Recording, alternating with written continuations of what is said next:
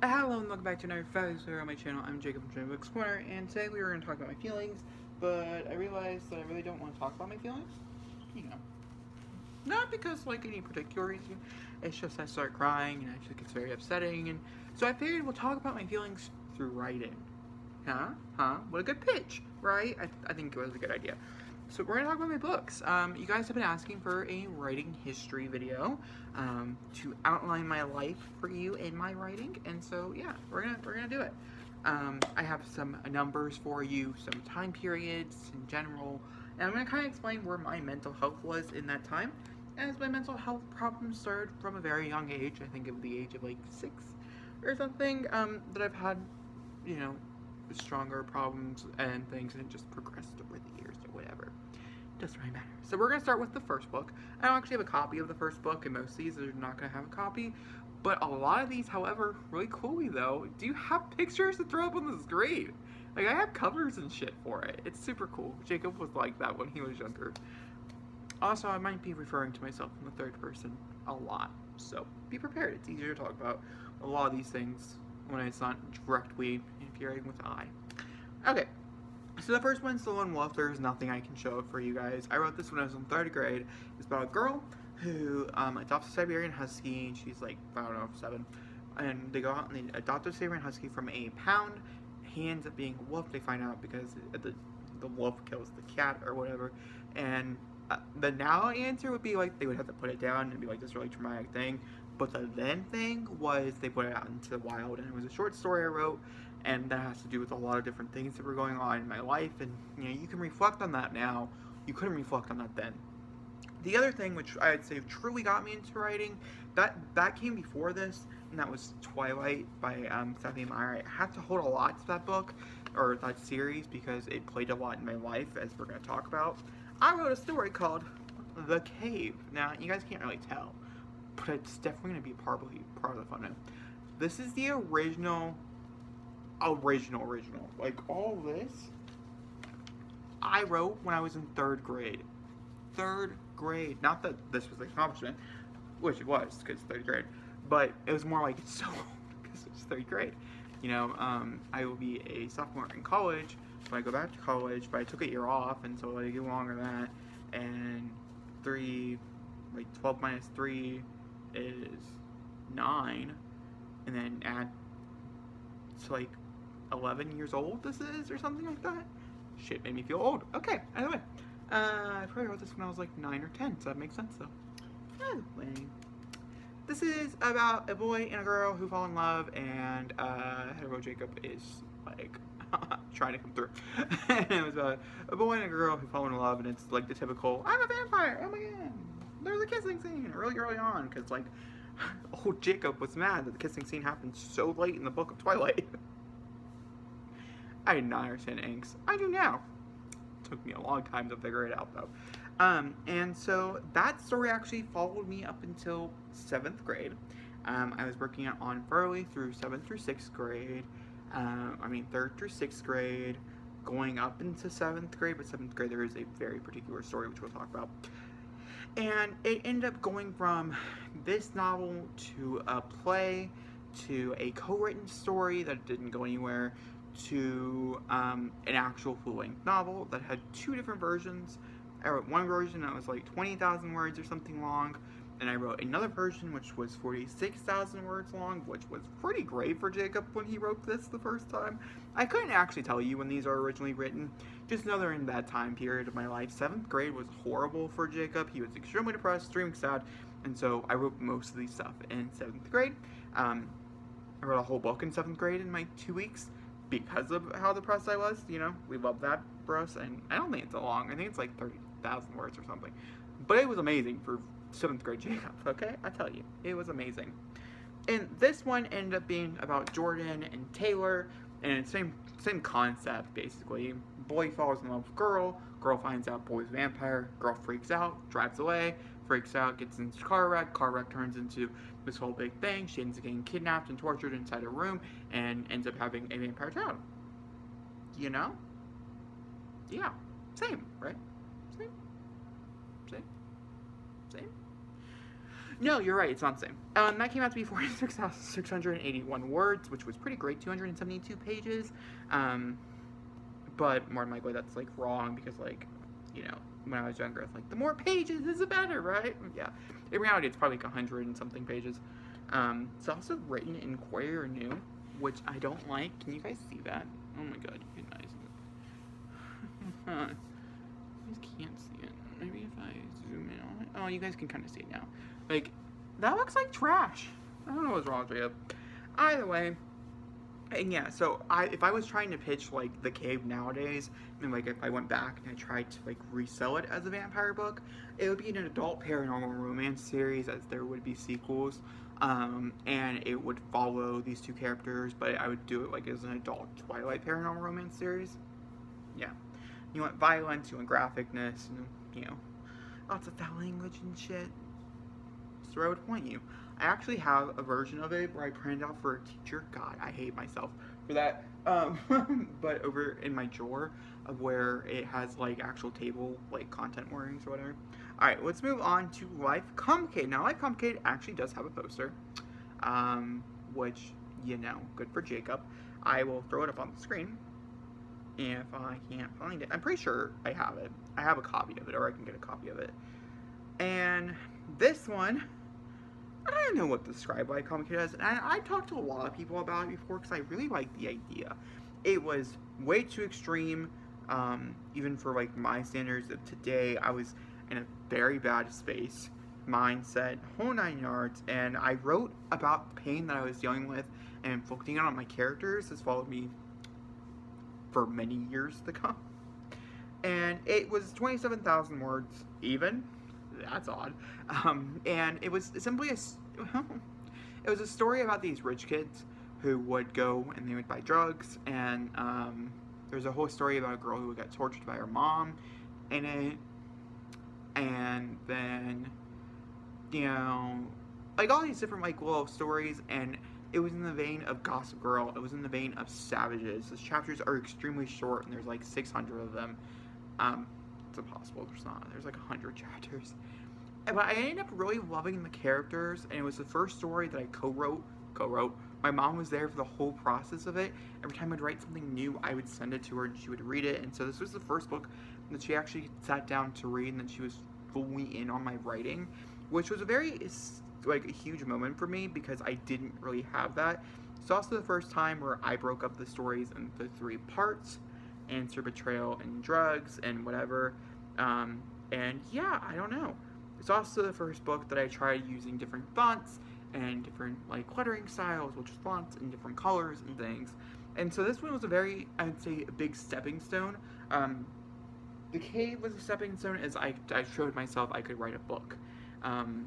Whereas Life Complicated was a stepping stone, and I was perfecting how to write a book, even though it's trash now. But it wasn't trash when I wrote it, and I was really proud of it for a long time.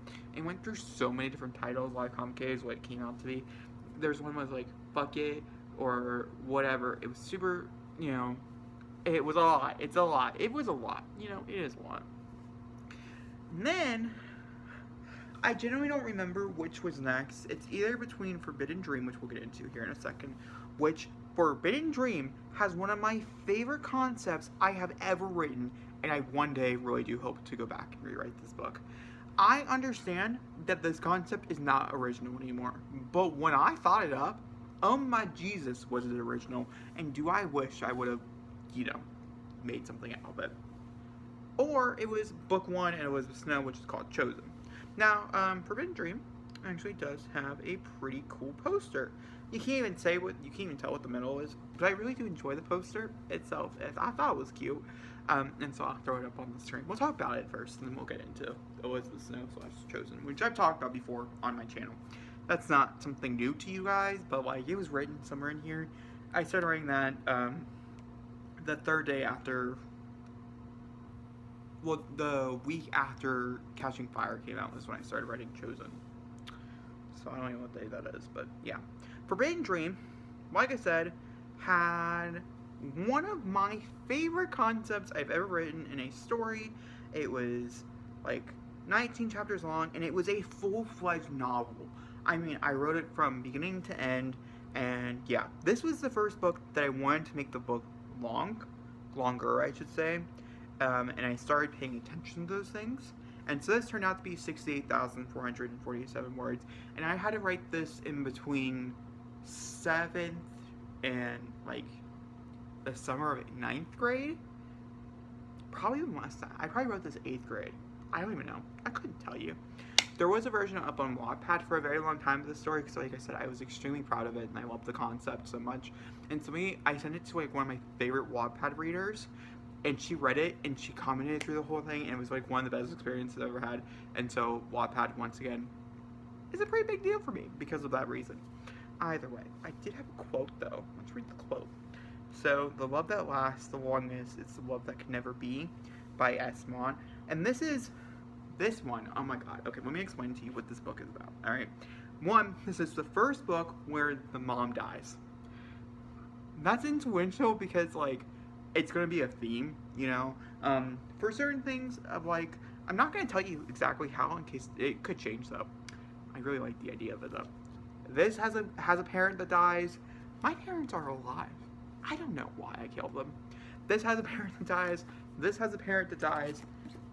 This has a parent that dies. And all of them are integral to the actual story.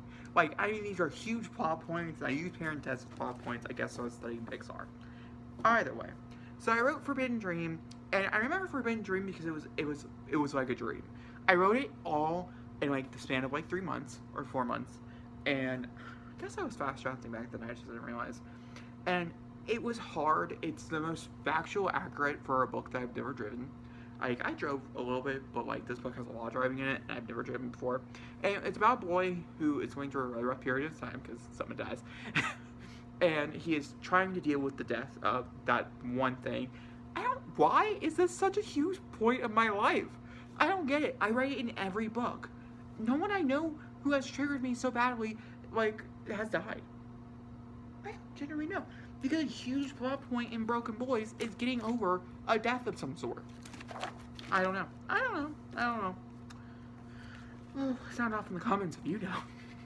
I don't know how you would know, but let me know. What are your ideas? But Forbidden Dream. And it's about this boy who ends up falling for this girl, but in his dream, his dreamland. I don't remember what the boy's name was, to be honest with you. Sure, it'll pop up, really.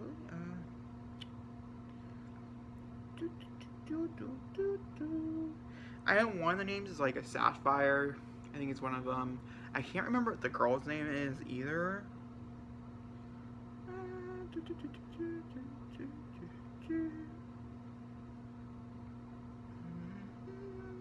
Now, I do know certain things, though. I couldn't tell you. This is the first book that had extremely long chapters where they don't kiss until like chapter 16, and it was a huge deal and things. But it's all about how he meets this girl in his dream and he falls in love with her, and you know, but she ends up becoming a reality. And it's this whole thing, and there's a whole like world behind it, and it's so cool.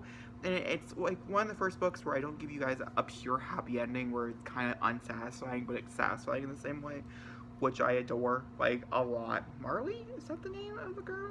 That might be the name. I don't know. I don't have the notes, or I could tell you more information. And for some reason, like, he's not screaming, like, the name.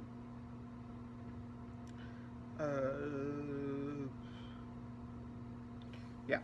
I don't know. And it follows these two characters over the course of this journey, and it's like a semi-magical world type of thing set in reality.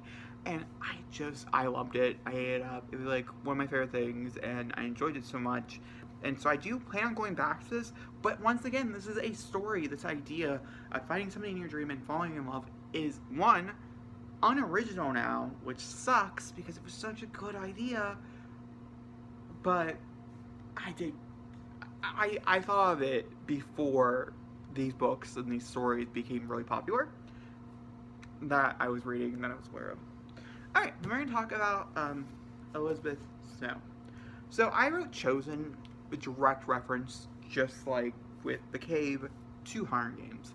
Which is why, when I do go back and I do start editing through this, a lot of the beginning of this novel is getting cut out completely just because of the simple facts. They have way too many similarities to the Hunger Games that I can remember. Well, yeah, but I remember because I read Hunger Games this year. And there's way too many similarities and things to it. But this follows a girl who is chosen and put into this arena where she has to save a boy because of political reasons, and then she goes off on this journey after. And so the actual book that you would end up reading hopefully one day is about her journey after, and that whole fighting through the arena will be placed sporadically throughout the book, so you guys get a taste of it, but there's a lot of action and a lot of intensity and stuff in it. This book came out to be 147,000 words, and like, it says 379 pages, but like, the words in this are like real small and things and stuff like that. So it's not like, and honestly, I can't read this book because it's not how I would want it to be either way. But I really did enjoy it, and it's one of my favorites, and this took me like 5 years to create because I could never get the ending of the story correct, and once again, I've always been second guessing it. And this is a book that would have sequels in this world, as there's a lot of answers that are not answered in Elizabeth Snow, but it would be a companion series, and so you would read, if you want to read Elizabeth Snow, or you can read from these characters. They're just going to be building off of book through book, and that is Elizabeth Snow. Then I read, well, in between writing Elizabeth Snow, I also wrote 2 other books, because like I said, I wrote Elizabeth Snow and I wrote Patient Zero at 2 different points in my life where I needed them. Patient Zero simply became because my mom really wanted to read it, and so I'm really happy she pushed me, as Elizabeth is one of my favorite characters I've ever written in my whole entire life. She'll be somebody who I plan on one day getting tattooed on my body. Well, a quote from her, not her actual. And then I wrote Winter, which is book 1 of the Ashby Saga, and this is definitely a series I would love to like dance back to eventually. And this is simply just a family drama. That's all it is. This came out to be 76,262 words, which is pretty great for, I'd say, a first draft. It did take me a long time. And this one came out in the vein of Shameless. I started watching Shameless when I was real young. Season 4, I think, had just ended when I started watching it. And it's one of my favorite TV shows of all time. It's not as great now, but the beginning seasons are, like, pure gold. And so I wanted to write a book similar to that, but also I want to write a book about the struggles of poverty, since those are big themes in my novel, since I had to deal with poverty my whole life. We were never the richest. I would say at this very moment, this is the most comfortable I have ever been, and it's not even, it's just because, so yeah. But we have Elizabeth Snow, which deals with the caste system and directly parts of this novel directly interfere with poverty and things to a whole place. It's called Poverty. That would probably change. There's a lot of that would probably change. Either way. And that's like partial like fake historical fiction as well. It's weird. That book's weird. Either way. And Winter also takes place in a family that is in poverty. We have a brother who is gay, who is still trying to figure out his relationship with a very, very toxic relationship that I still love, even though it's real bad.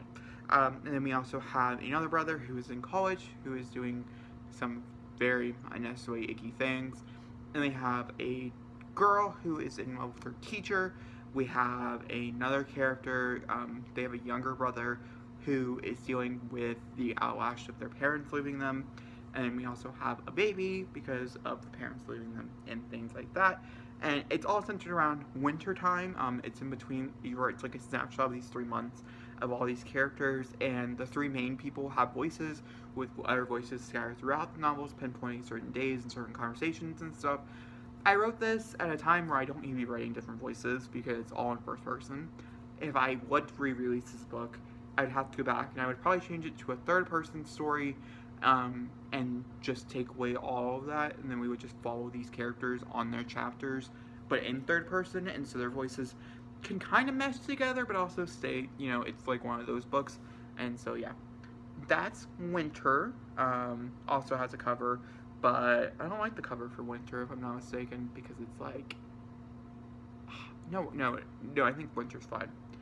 Alright, and then we also have written The Man. Now, The Man is my first time in poetry.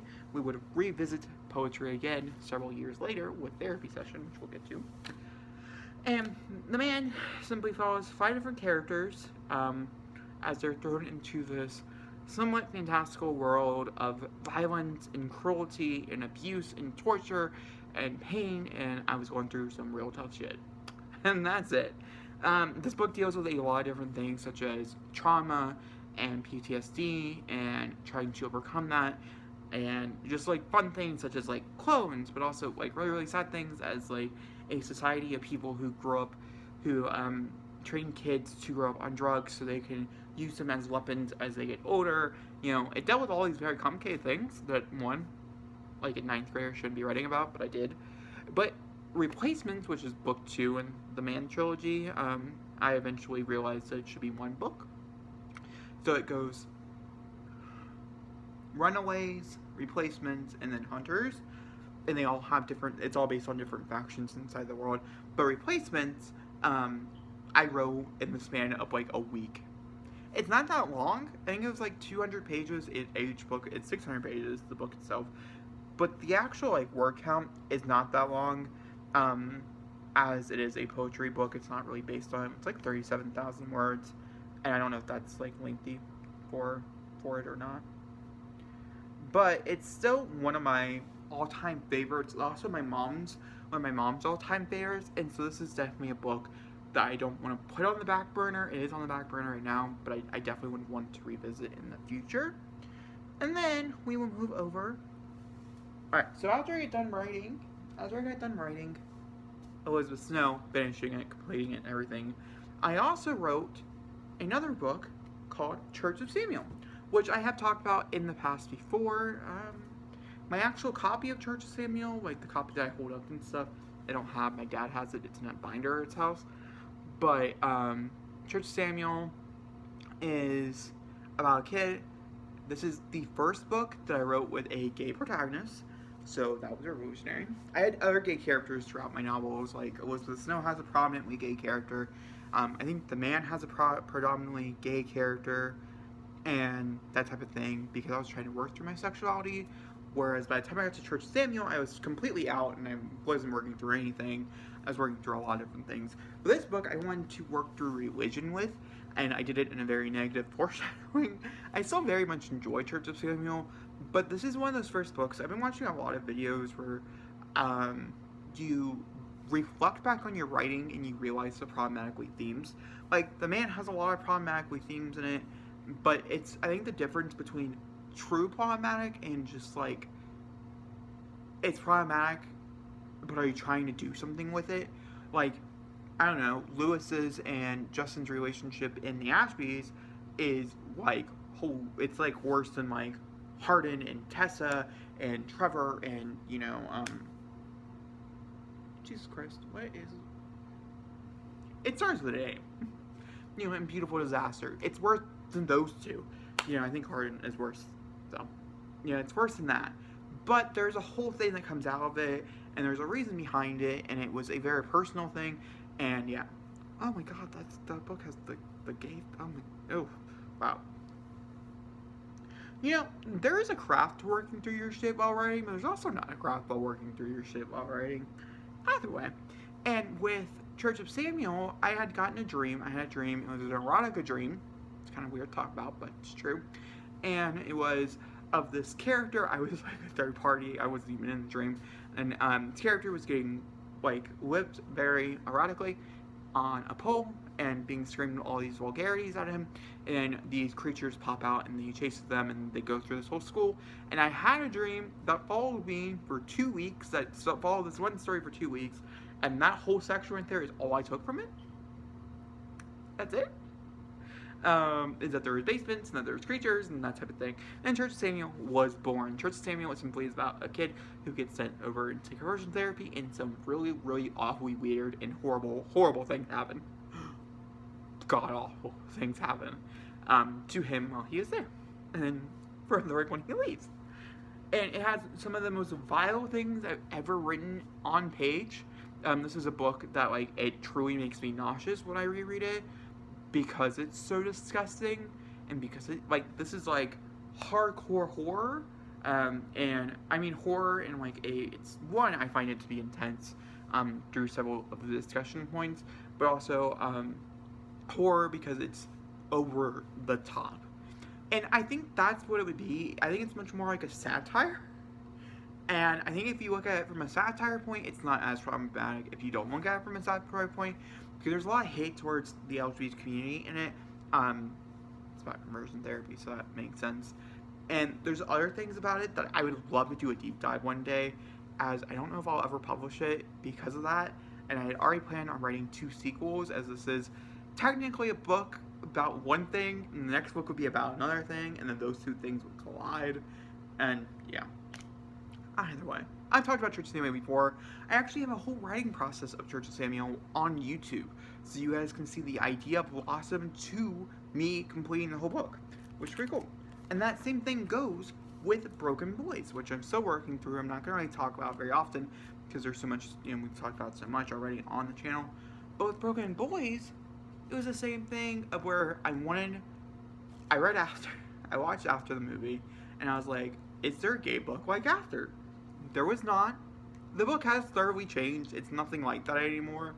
But that was the original concept. Is I wanted a book like After, but for gay people. Shit, I'm so happy that's not the case. I love After. It's still one of my favorite books. But I know it's trash. So, it's fine. And that currently is writing a second draft, and I'm very depressed right now, so I'm not writing. And then we also have Therapy Session, which I wrote in between finishing this second draft, or finishing... yeah, the second draft, because I got really depressed during the middle of the year, and so I wrote Therapy Session. I have a whole video called Poetry Diaries, which is talking about Therapy Session, and this simply is just a reflection on my life. Here, we'll read the back poem, why not? Dreams. It is in flashes. It's in flashes. Sorry, I messed up. Let's start over. Dreams. It's in flashes. The past that haunts like many nightmares, filled with puzzles of tangled pieces. My brain is scrambled, is a jumbled mess, marking the lines in barbed wire, tearing pieces away like flesh to bone they show in dreams. And there's other poems, there's a few poems in here that I actually do believe are pretty freaking good, and things that I've been scouring them, kind of, if you guys have wondered, throughout my Instagram, my personal Instagram, not my public Instagram, because I do like some of these. And there's a lot of these that I just truly enjoy, and that I wouldn't mind setting in to try to get published somewhere.